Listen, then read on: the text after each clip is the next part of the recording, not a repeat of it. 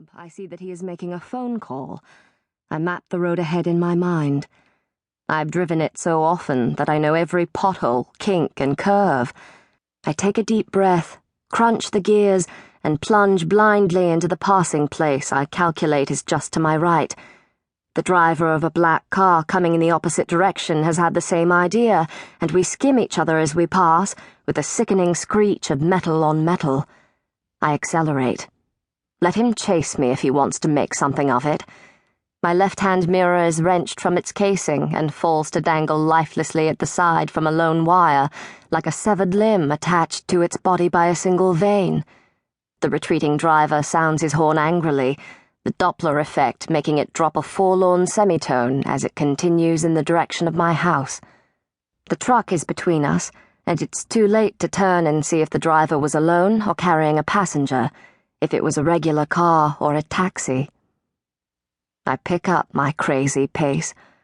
Only a speed camera, predicted by a luminous sign, persuades my foot to the brake. On the borders of the town, the scrubby roadside edges give way to narrow pavements, and trees thin out to accommodate houses, a pub, a gas station.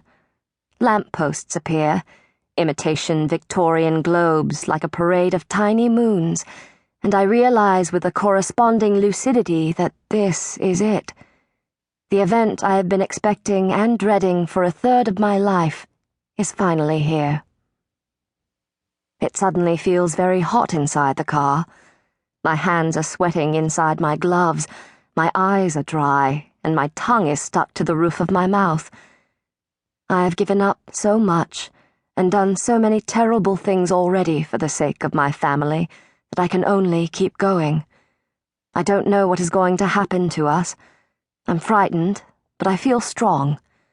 I have the strength of a woman who has everything to lose.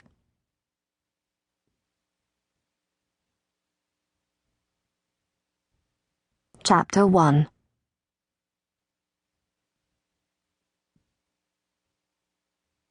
I try to see the city through his eyes. It's only been 10 years, but London has changed. Will he notice the subtle developments of the last decade? Does he register the lack of telephone boxes or the proliferation of Polish grocers? What about the plugged-in pedestrians with white wires connecting their ears to their pockets? The red circles on the road that welcome us into and usher us out of the congestion zone? I'm dying to know what he's thinking. His eyes, though, are fixed on the sycamore pods and leaves stuck under the windshield wipers.